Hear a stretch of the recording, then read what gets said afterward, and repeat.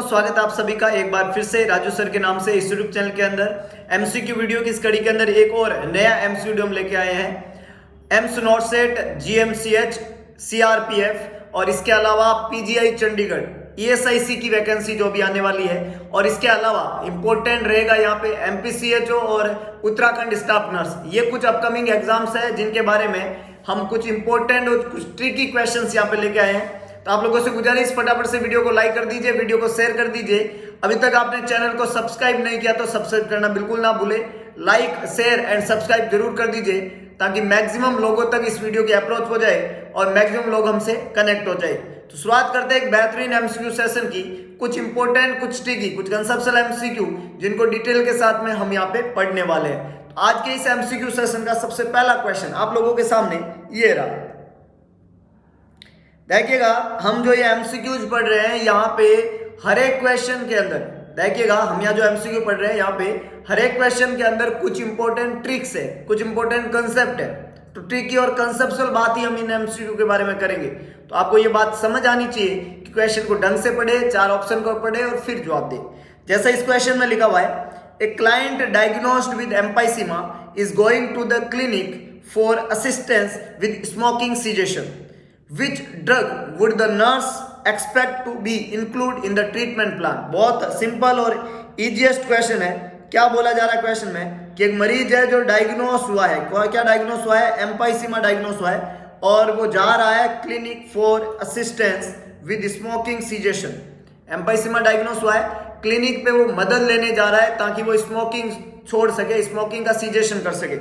कौन सी ड्रग जो है वो नर्स एक्सपेक्ट करती है कि इंक्लूड करेंगे उसके ट्रीटमेंट प्लान में? उस मरीज का जब नर्स ट्रीटमेंट प्लान बना रही है तो उसके ट्रीटमेंट प्लान के अंदर कौन सी ड्रग को इंक्लूड करेंगे? फर्स्ट है बुप्रोपियोन, सेकंड है मेटोप्रोटेरेनॉल, थर्ड है ऑक्सीट्रोपियम, फोर्थ है एल्प्राजोलम। 4 दवाई के नाम यहाँ पे लिखे हुए हैं। कौन सी दवाई जो है वो मरीज की मदद करेगी सिगरेट सीजेशन के लिए और उस सिगरेट के को बंद करने में उसका असिस्टेंस करेगी? फटाफट से जवाब लिखिएगा। 4 ऑप्शन यहाँ पे है। Which is the correct one? Which is the correct one? फटाफट से जवाब लिखिएगा। बहुत बढ़िया, कुछ लोगों ने जवाब देने की कोशिश की है, बहुत अच्छे। And the correct answer is a, bupropion SR. Bupropion SR जो दवाई होती है ये स्मोकिंग सीजेशन के अंदर, स्मोकिंग एब्सटेंस के अंदर मरीज की हेल्प करेगी, मदद करेगी। तो ये यहाँ पे ड्रग ऑफ चॉइस रहेगी इस पेशेंट के अंदर। मेटोप्रोटेरेनॉल और ऑक्सीट्रोपियम जो दवाई है, ये दोनों की दोनों ड्रग जो होती है इनका हेल्प यहाँ पे मरीज का नहीं रहेगा। ये जो दवाई रहती है ना, मेटोप्रोटेरेनॉल और ऑक्सीट्रोपियम जो है, ये दोनों दवाई ब्रोंको डायलेटर कैटेगरी में आती है। ब्रोंको डायलेटर कौन सी दवाई है? ये ब्रोंको डायलेटर ड्रग है ना, डायलेटर, ये ब्रोंको डायलेटर ड्रग है। इसमें मेटोप्रोलोल जो है एलुपेंट के नाम से, बहुत ही फेमस ब्रांड नेम है एलुपेंट, इसके नाम से अवेलेबल होती है और ब्रोंको डायलेटर का काम करती है। जितने भी मरीज जो रेस्पिरेटरी डिस्ट्रेस से सफर करते हैं, जिनमें ब्रोंकियोल का कॉन्स्ट्रिक्शन होता है, उनको ये दवाई मदद करती है और रेस्पिरेशन को ईज बनाती है। इसके अलावा एल्प्राजोलम जो है ये एक बेंजोडाइजेपाइन दवाई है। कैसी दवाई है? बेंजोडाइजेपाइन ग्रुप की दवाई है। एंजियोलाइटिक एजेंट, बेंजोडाइजेपाइन बोल दो या एंजियोलाइटिक बोल दो, एक ही बात है। एंजाइटी को कम करने वाली ड्रग एंजियोलाइटिक कहलाती है। तो एक एंजियोलाइटिक और बेंजोडाइजेपाइन एजेंट है एल्प्राजोलम। मेटोप्रोटेरेनॉल और ऑक्सीट्रोपियम जो है ये ब्रोंकोडायलेटरी एजेंट है, जबकि बुप्रोपियोन जो दवाई है ये यहाँ पे सिगरेट सीजेशन के अंदर मदद करेगी पेशेंट को, ताकि उसकी जो अर्ज होती है सिगरेट स्मोकिंग की, जो सुट्टा लगाने की, उस अर्ज को ये मिनिमाइज करती है। बहुत बढ़िया। तो करेक्ट आंसर यहाँ पे बनेगा ए, बी, सी और डी तीनों ही खोटे जवाब है। बहुत ही बढ़िया। अगर आप कुछ अच्छा सीख रहे हो, कुछ बढ़िया सुन रहे हो, तो please press the like button and share the channel, क्योंकि आपके शेयर करने से उन सब लोगों की मदद हो सकेगी जिनको इस तरीके के कंटेंट की जरूरत है। मैं ये बहुत ईमानदारी से कहता हूं कि अगर आपको ये कंटेंट पसंद आ रहा है तो हर उस इंसान को आप जिसको शेयर करोगे उसको 100% पसंद आएगा और उसका भी भविष्य आप ही की तरह एक उजाले की तरफ जाएगा। तो प्लीज शेयर द कंटेंट। आगे लेके चलता हूं। नेक्स्ट देखिएगा क्वेश्चन क्या कह रहा है? A pneumonectomy is perform on a client with lung cancer. मरीज किसका है? लंग कैंसर का पेशेंट है और इस लंग कैंसर के पेशेंट में आप क्या परफॉर्म कर रहे हो? न्यूमोनेक्टमी परफॉर्म कर रहे हो। न्यूमोनेक्टमी का मतलब होता है removal of part of lungs, मतलब एक लंग्स को आपने रिमूव कर दिया, न्यूमोनेक्टमी है। अब कौन सा which of the following would not be N expected prescription, मतलब कौन सी चीज इस मरीज में आप नहीं करेंगे, नॉट बी एक्सपेक्टेड, एक्सपेक्ट नहीं करते हैं प्रिस्क्रिप्शन में, ये चीज प्रिस्क्राइब नहीं होगी। मरीज किसका है? लंग कैंसर का। क्या किया आपने? न्यूमोनेक्टमी किया, तो न्यूमोनेक्टमी के बाद में मरीज को एक प्रिस्क्रिप्शन लिखा, तो उसमें कौन सी चीज इंक्लूड नहीं होगी, ये क्वेश्चन आपसे पूछ रहा है। पहला है क्लोज चेस्ट ड्रेनेज, दूसरा है पेन कंट्रोल मेजर्स, तीसरा सप्लीमेंटल ऑक्सीजन, चौथा है coughing and deep breathing exercise. After pneumonectomy post surgical जो प्रिस्क्रिप्शन रहता है उसमें कौन सी चीज इंक्लूड नहीं होगी इस मरीज में जिसको न्यूमोनेक्टमी किया गया है? फटाफट से जवाब लिखिए, कौन सी चीज इंक्लूड नहीं होगी। बहुत बढ़िया, कुछ लोगों ने जवाब दिया, देखिएगा cupping and deep breathing exercise तो वहां पे करानी होगी, तो ये तो प्रिस्क्रिप्शन में इंक्लूड होगी।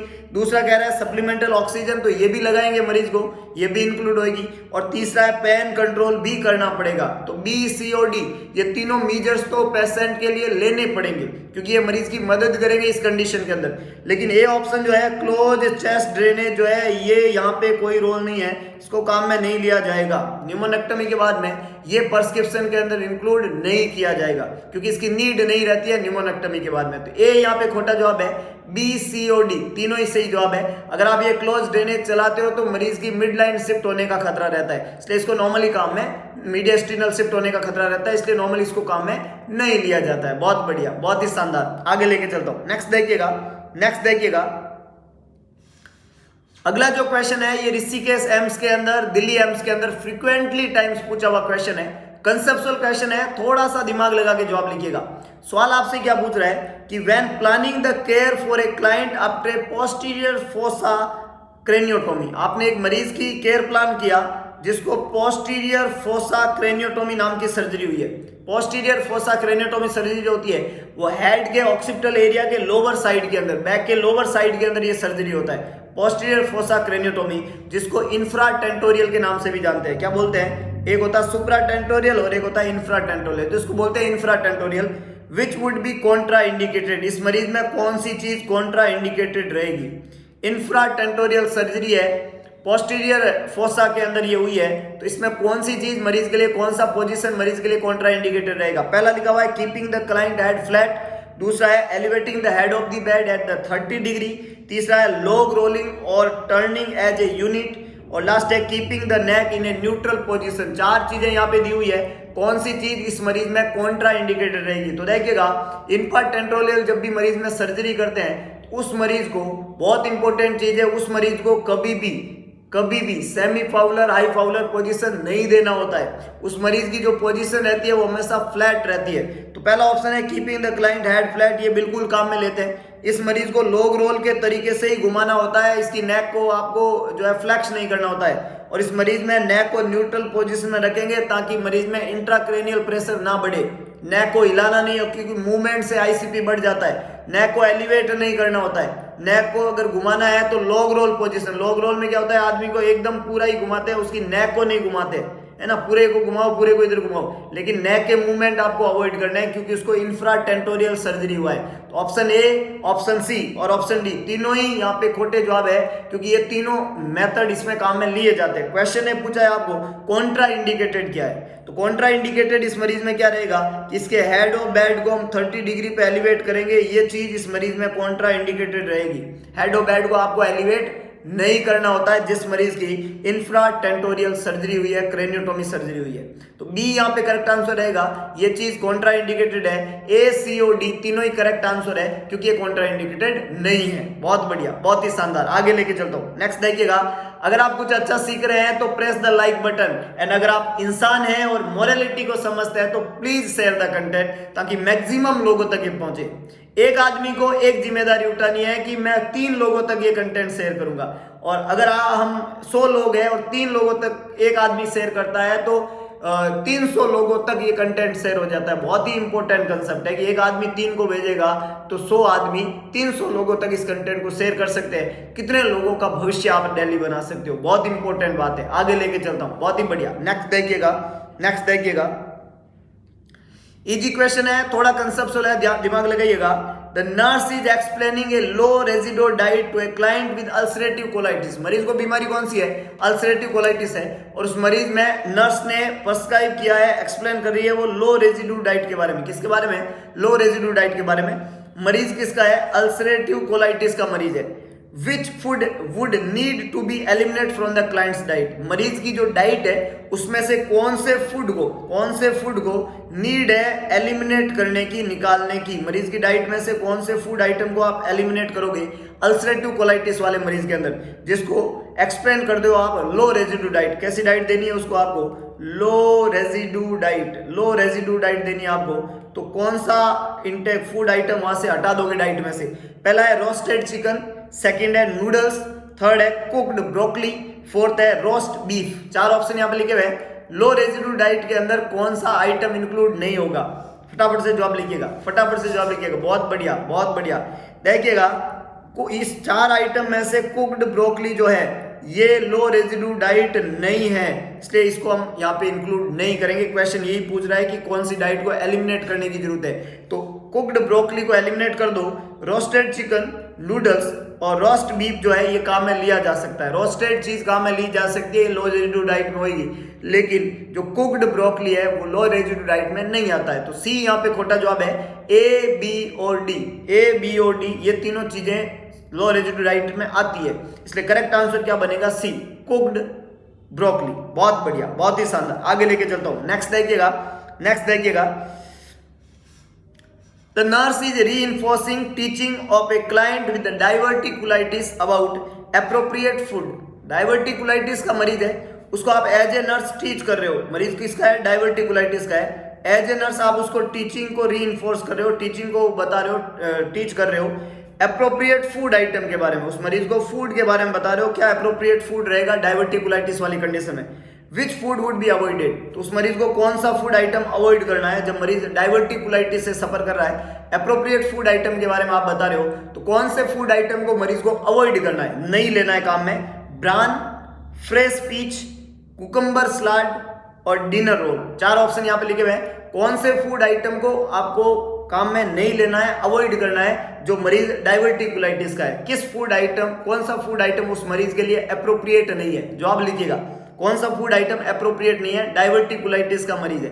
देखो, डाइवर्टिकुलाइटिस का जो मरीज होता है उसमें हाई फाइबर फूड अवॉइड करना होता है। कैसे फूड अवॉइड करने होते हैं? हाई फाइबर फूड ये अवॉइड करने होते हैं। और जितने भी हम कह सकते हैं कि जितने भी सैलेड्स वगैरह होते हैं इनमें फाइबर ज्यादा होता है। तो जो कुकम्बर सैलेड है इनमें फाइबर ज्यादा होएगा, तो ये फूड आइटम इस मरीज के अंदर आपको अवॉइड करना पड़ेगा। हाई फाइबर फूड जो है वो इन मरीजों में क्या करने होते हैं? अवॉइड करना होता है, जिसको डाइवर्टिकुलाइटिस की प्रॉब्लम रहती है। डाइवर्टिकुलाइटिस वाले मरीजों में लो फाइबर डाइट दी जाती है। 2 बीमारी होती है, एक तो होती है डाइवर्टिकुलोसिस। अगर मरीज को डाइवर्टिकुलोसिस है तब तो उसको हाई फाइबर फूड देना होता है, और जब मरीज को डाइवर्टिकुलाइटिस है जो कि इन्फ्लामेटरी कंडीशन है, इस मरीज को लो फाइबर फूड देना होता है। कैसा देना होता है? लो फाइबर फूड। तो डाइवर्टिकुलोसिस के अंदर तो हाई फाइबर फूड देते हैं और डाइवर्टिकुलाइटिस के अंदर लो फाइबर फूड देते हैं। इसका मतलब आपको हाई फाइबर फूड अवॉइड करना है डाइवर्टिकुलाइटिस में। और इस क्वेश्चन में यही पूछा है कि कौन सा फूड अवॉइड करेंगे, तो सैलेड अवॉइड करेंगे। कुकुम्बर सैलेड जो है वो हाई फाइबर फूड आइटम होते हैं। बहुत बढ़िया। अगर कुछ कंसेप्ट समझ रहे हो तो प्रेस द लाइक बटन। कुछ लोगों ने अभी तक लाइक बटन प्रेस नहीं किया है, और ये इंपॉर्टेंट बात है कि अगर आप लाइक बटन प्रेस नहीं करते हो तो आपका दिमाग जो है उसके शटर खुलते नहीं है, और दिमाग की बत्ती जब तक जलेगी नहीं, कंसेप्ट जानने बड़े मुश्किल है, कंसेप्ट याद करने बड़े मुश्किल है, कंसेप्ट को समझना बड़ा मुश्किल है। और अगर आप चाहते हो इसी तरीके की कंसेप्चुअल स्टडी तो पहुंच जाइए नोवल नर्सिंग इंस्टीट्यूट, लहरिया स्वीट होम के सामने, भगत की कोठी, न्यू पाली रोड, जोधपुर। पता बहुत ईजी है, 2:30 बजे से रेगुलर ऑफलाइन क्लासेज होती है 30 के 30 दिन। बहुत बढ़िया, बहुत ही शानदार। आगे लेके चलता हूं। नेक्स्ट देखिएगा, इंपॉर्टेंट इंफॉर्मेशन एमपीसीएचओ की टेस्ट सीरीज के बारे में, जो कि बहुत जल्दी आ रही है। कहां पे? ऑनलाइन प्लेटफॉर्म पे, नोवल नर्सिंग इंस्टीट्यूट के। तो आपको क्या करना है, प्ले स्टोर पे जाना है और नोवल नर्सिंग इंस्टीट्यूट टाइप करना है और ऑनलाइन ऐप को इंस्टॉल कर देना है, नोवल नर्सिंग इंस्टीट्यूट के ऐप को। उस ऐप को इंस्टॉल करने के बाद में सेटिंग में जाके ऐप को रेटिंग देनी है और वहां पे अपना इंपॉर्टेंट रिव्यू लिखना है। इतना करने के बाद में ऐप के अंदर बहुत सारे वीडियो लेक्चर्स और टेस्ट सीरीज आपके लिए ओपन हो जाएगी और आपको लगातार इस ऐप से जुड़े हुए रहना है, क्योंकि इसी ऐप के ऊपर आने वाली है डेली एमसीक्यू टेस्ट सीरीज एमपीसीएचओ के एग्जाम के पॉइंट ऑफ व्यू में बहुत जल्द। तो बस ऐप को इंस्टॉल कर दीजिए और जुड़ जाइए टीम नोवल के संग ऑनलाइन प्लेटफॉर्म के ऊपर। ऑनलाइन प्लेटफॉर्म के अलावा अगर आप चाहते हो कंसेप्चुअल स्टडी, अगर आप चाहते हो ईएसआईसी को क्रैक करना, अगर आप चाहते हो 19 सितंबर 2021 को होने वाले नॉर्थ सेट के पेपर को क्रैक करना, तो ऑफलाइन क्लासरूम स्टडी भी शुरू हो चुकी है टीम नोवल की, जिसका टाइमिंग है 2:30 बजे से। डॉक्टर एमडी सर के द्वारा संचालित ये इंस्टीट्यूट जो है वो लहरिया स्ट्रीट होम के सामने भगत की कोठी न्यू पाली रोड पे है। तो पहुंच जाइए टीम नोवल की ऑफलाइन क्लासेज के अंदर कंसेप्चुअल स्टडी के लिए। कंसेप्चुअल स्टडी जो है वो आपको मदद करेगी आपके कंसेप्ट को क्रिएट करने में। कंसेप्चुअल स्टडी के अलावा डेली टेस्ट वहां पे भी ऑफलाइन कैरिड आउट किए जाते हैं, जो कि अल्टरनेट टेस्ट वहां पे रहते हैं जिनको आप कैरिड आउट कर सकते हैं। इसके अलावा हर मंडे को, हर सोमवार को इसी इंस्टीट्यूट के द्वारा कैरिड आउट होता है फ्री ऑफलाइन टेस्ट। तो कोई भी इंडिविजुअल अपना ज्ञान का प्रदर्शन करना चाहता है तो मंडे को 2:30 बजे पहुंच जाए, एकदम फ्री टेस्ट रहता है। टेस्ट को दीजिए और अपने ज्ञान का आकलन कीजिए हर सोमवार 2:30 बजे से। कहां पे?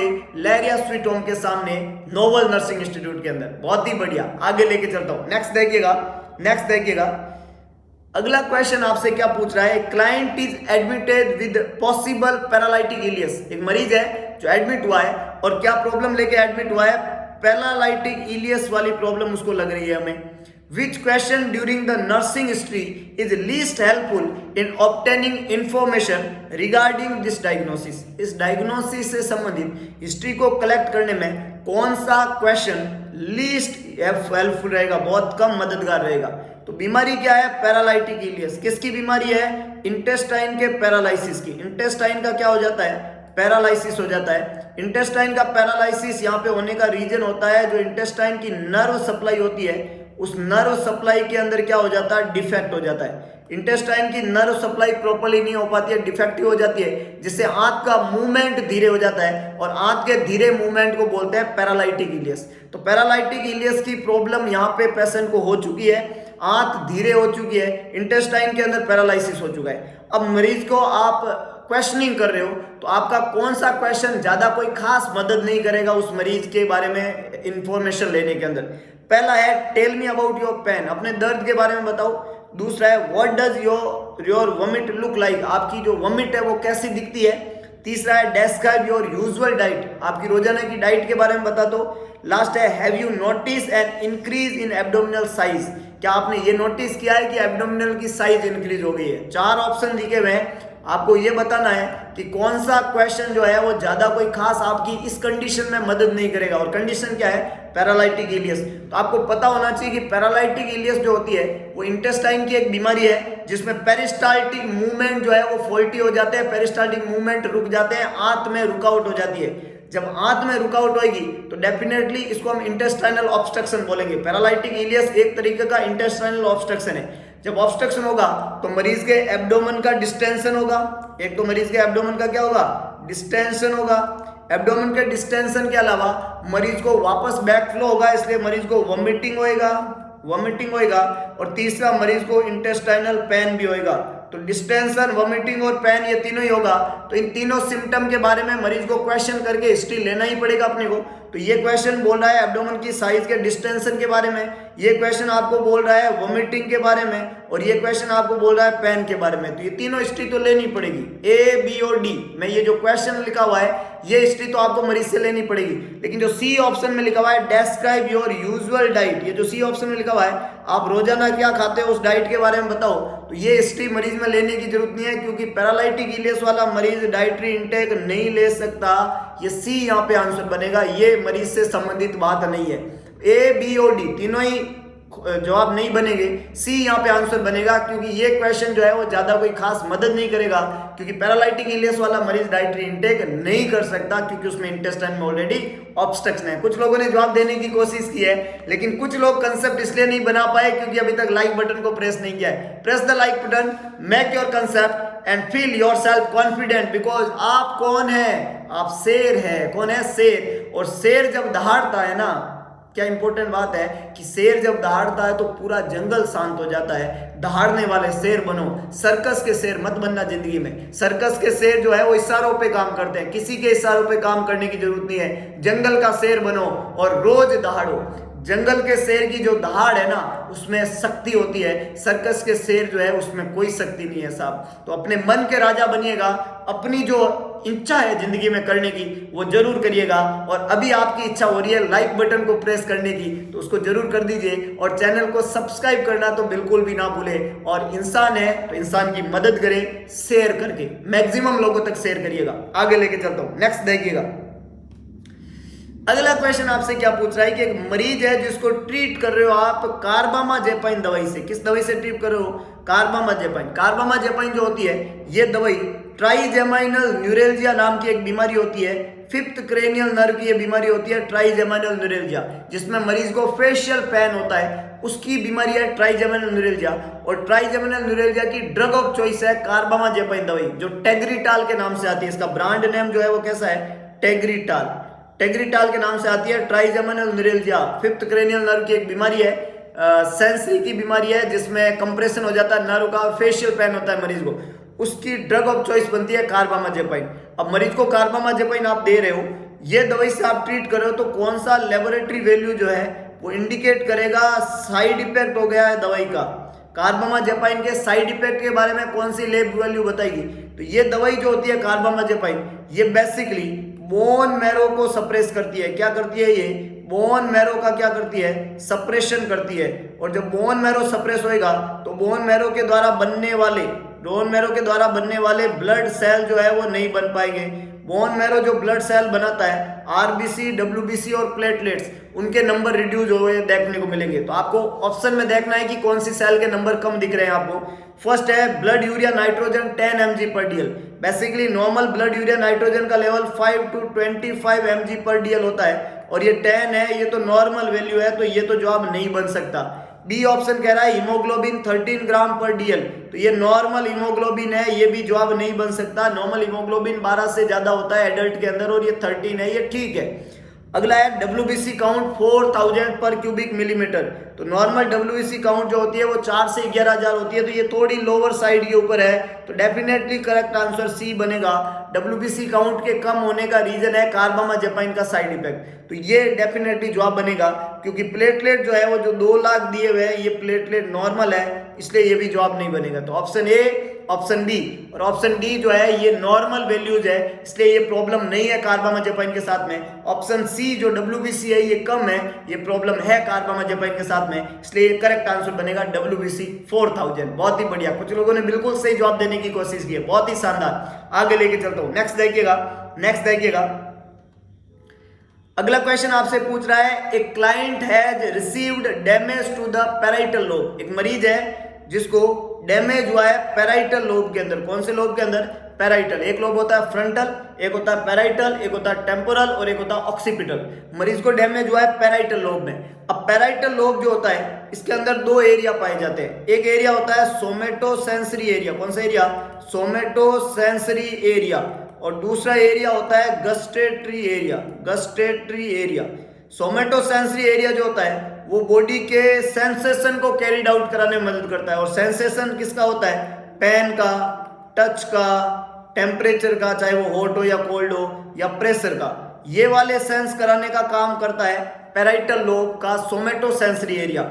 और गस्टेटरी एरिया जो है ये टेस्ट का सेंस कराता है। किसका सेंस करता है? टेस्ट का सेंस कराता है। इससे टेस्ट का सेंस होता है, तो एक टेस्ट का सेंस कराएगा, एक पेन, टच, टेम्परेचर, प्रेशर का सेंस कराता है सोमेटोसेंसरी एरिया। अब क्वेश्चन आपसे पूछा है कि कौन सा सिम्टम आप एक्सपेक्ट करते हो कि मरीज की ट्यूमर की लोकेशन के आधार पे कौन सा सिम्टम आएगा अगर पैराइटल लोब के अंदर ट्यूमर है, मरीज को ट्यूमर कहाँ है, पैराइटल लोब के अंदर, तो उसकी वहां कौन सा एरिया कंप्रेस होएगा तो क्या सिम्टम आ सकता है। पहला है हेमीप्लेजिया, दूसरा है एफेजिया, तीसरा है पैरेस्थीजिया, चौथा है नोजिया। 4 ऑप्शन लिखे हुए हैं, which is the correct one. जैसा हमने बताया कि अगर पैराइटल लोब में होगा तो ये प्रॉब्लम हो सकती है, इनसे संबंधित प्रॉब्लम हो सकती है। अब हेमीप्लेजिया का मतलब होता है हाफ बॉडी का पैरालिसिस। क्या है, हाफ बॉडी पैरालिसिस। तो हाफ बॉडी का पैरालिसिस जो होता है वो पैराइटल लोब से कैरिड आउट नहीं होता है, बॉडी के मूवमेंट जो होते हैं वो फ्रंटल लोब से होता है। तो फ्रंटल लोब के अंदर अगर ब्लड का फ्लो रुक जाता है तो हेमीप्लेजिया हो जाता है। तो ये तो जवाब नहीं बन सकता। एफेजिया का मतलब होता है absent of speech, absent of speech, मरीज बोल नहीं पाता है। अगर मरीज बोल नहीं पाता है, ये भी प्रॉब्लम फ्रंटल लोब में है। ब्रोकाज एरिया बोलने के लिए जिम्मेदार है। कौन सा एरिया, ब्रोकाज एरिया, और ये भी कहाँ पाया जाता है, फ्रंटल लोब में। तो अगर ब्रोकाज एरिया में कोई प्रॉब्लम हुई है तो मरीज को बोलने में दिक्कत होगी, एफेजिया होएगा। तो ये भी जवाब यहाँ नहीं बन सकता। और नोजिया जो है इसका संबंध इनसे है ही नहीं। तो ऑप्शन ए, ऑप्शन बी और ऑप्शन डी तीनों ही खोटे हो गए। ये एरिया क्या कराता है, सेंस कराता है, और जब सेंसेशन गड़बड़ हो जाता है उसको पैरेस्थीसिया कहते हैं। पैरेस्थीसिया का मतलब होता है अल्टर्ड लेवल ऑफ सेंसेशन। तो सेंसेशन जब गड़बड़ाने लग जाता है इसको पैरेस्थीसिया वर्ड यूज किया जाता है। तो सी यहाँ पे करेक्ट आंसर है। ए, बी और डी तीनों ही खोटे जवाब है। सी बिल्कुल करेक्ट आंसर है। ए, बी और डी तीनों ही खोटे जवाब है। बहुत ही बढ़िया, बहुत ही शानदार। आगे लेके चलता हूं। नेक्स्ट देखिएगा, नेक्स्ट देखिएगा। अगला क्वेश्चन यहाँ पे क्या कह रहा है, a client weighing 120 pound has receive burn over 40%। मरीज का वजन है 120 पाउंड और उसको 40% बर्न हो चुका है। Using the Parkland formula calculate the expected amount of fluid to the client should receive first 8 hours as fluid replacement therapy. मरीज जो है उसका वजन है 120 पाउंड। अब 120 पाउंड को सबसे पहले किलो के अंदर कन्वर्ट कर दो। 120 पाउंड को जब हम केजी में कन्वर्ट करते हैं तो एक किलो, एक पाउंड के अंदर 0.453 किलोग्राम होते हैं। और 120 पाउंड को जब आप केजी में कन्वर्ट करोगे, 120 पाउंड को, तो 1 किलो में 2.2 एलबीएस होते हैं। कितने होते हैं, 2.2 एलबीएस। तो जब आप इसको कन्वर्ट करने जाओगे तो बहुत सिंपल सी है कि आप इसका डिवाइडेशन कर दो तो ये केजी के अंदर आ जाएगा। तो यहाँ पे आपका क्या रहेगा, 11, और यहाँ पे क्या हो गया, बहुत सिंपल है, 600, और 11 से इसको डिवाइड कर दो, है ना, 5 टाइम्स 55, और इसके अलावा 5 और 0, और इसको आप कर सकते हो 4 टाइम्स। तो लगभग 54 केजी मरीज का क्या है, वजन है। वजन कितना है, 54 केजी। अब पार्कलैंड फॉर्मूला क्या है, 4 ml पर केजी इंटू बॉडी वेट पर percentage of total body surface area. इससे टोटल फ्लूइड काउंट होता है पार्कलैंड फॉर्मूला के अंदर। तो 4 ml तो है ही, 4 ml के बाद में बॉडी वेट कितना है 54 और परसेंटेज कितना है 40। अब इसको मल्टीप्लाई करो, 54 को 4 से करो, 4 4 16 और 21, और इसको 40 से कर दो तो ये कितना हो जाएगा, 3 0 24 6 8, तो टोटल हो गया 8640। ये है 24 आवर्स का फ्लूइड। ये जितना भी फ्लूइड आता है इस फ्लूइड का हाफ, मतलब आधा फ्लूइड देना है पहले 8 घंटे में। तो इसका आधा क्या हो जाएगा, 2 से भाग कर दो इसको। तो इसका आधा हम करते हैं तो 4 2 जा 8, 3 2 जा 6 और 2 2 जा 4 और 0। तो 8 घंटे में हम क्या देंगे, 4320 ml। ये फर्स्ट 8 आवर्स में देंगे। ये आंसर कहाँ है, बी में, 4320 ml। बी यहाँ पे बिल्कुल करेक्ट आंसर है। ऑप्शन ए, ऑप्शन सी और ऑप्शन डी तीनों ही खोटे जवाब है। बी बिल्कुल करेक्ट आंसर है, 4320, that is the correct one. बहुत ही बढ़िया, बहुत ही बढ़िया। समझ पा रहे हो चीजों को। क्या था कि पार्कलैंड फॉर्मूला से काउंट करना था। फॉर्मूला कहता है 4 ml पर KG into total body surface area. अब 4 ml आपने लिया, ये तो फॉर्मूले में है, पाउंड को किलोग्राम में कन्वर्ट किया तो 54 आया और 40% बर्न है। जब आपने इनको कैलकुलेट किया तो टोटल फ्लूइड आ गया 8640। ये है टोटल 24 आवर्स का फ्लूइड।